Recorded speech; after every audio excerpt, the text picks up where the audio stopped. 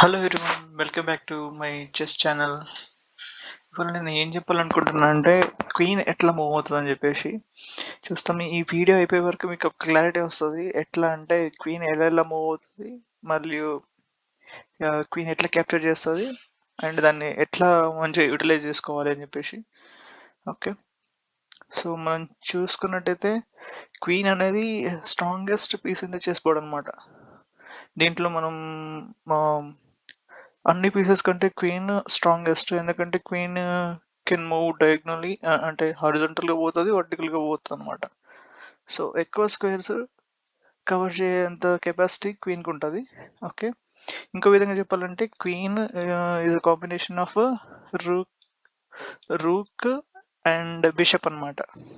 ఓకేనా, for example చూస్తే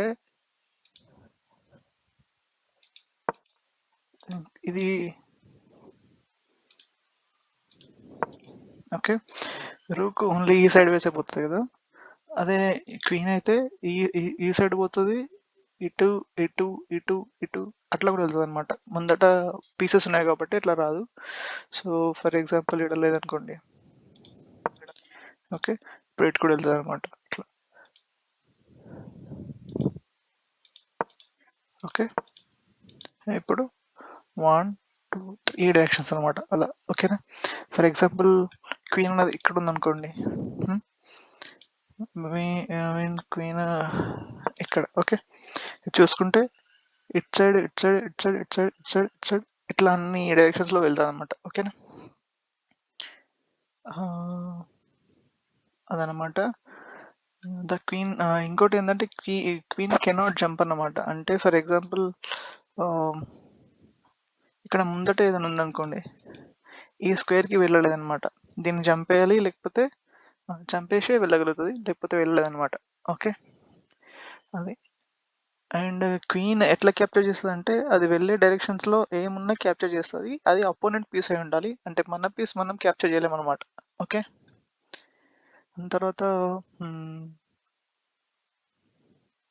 ఒకవేళ ఇప్పుడు మనం దీన్ని తీసుకొచ్చి ఇక్కడ పెట్టేసినామంటే ఇది వెళ్ళిపోయింది అట్లా.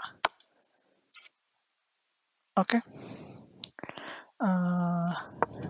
ఇది బికాస్ ద క్వీన్ అనేది చాలా వాల్యుబుల్.